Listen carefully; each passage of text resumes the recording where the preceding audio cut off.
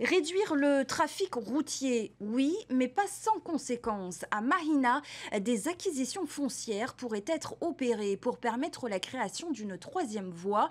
90 parcelles privées seraient concernées. Les habitants, eux, vont être consultés, bien sûr, durant le premier trimestre 2026.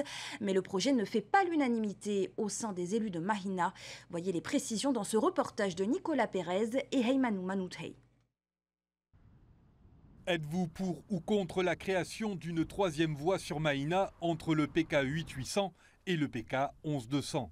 C'est en substance la question qui sera posée aux habitants de la commune, invités à s'exprimer lors d'une consultation publique au premier trimestre 2026. Un projet censé améliorer la circulation dans cette commune quotidiennement impactée par un flux croissant de véhicules. En heure de pointe du matin, lorsqu'on traverse la commune aujourd'hui, on prend en moyenne 30 minutes pour la traverser. Plus lorsqu'il y a beaucoup de congestion. Et on estime qu'avec le projet que l'on a conçu, on va diminuer ce temps de trajet à 10 minutes. C'est-à-dire qu'on va permettre une économie de 20 minutes de temps de trajet. Un gain de temps pour les usagers de la route, mais une perte foncière pour certains propriétaires. Pour faire aboutir ce projet, il faut mécaniquement élargir les routes et du coup procéder à des acquisitions foncières.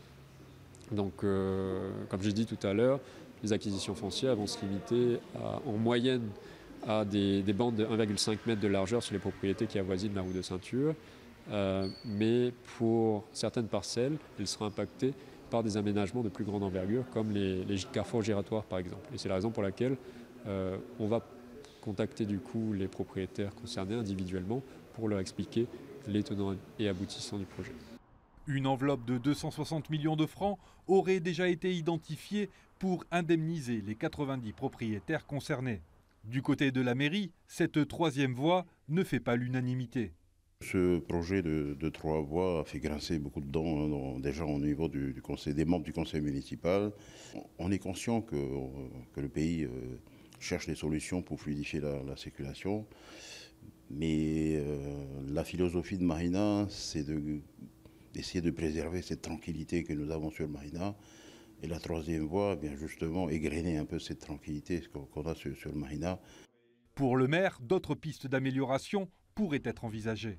Il faut favoriser le déplacement des gens de Mahina en matière de transport doux, comme on dit, à vélo ou autre système.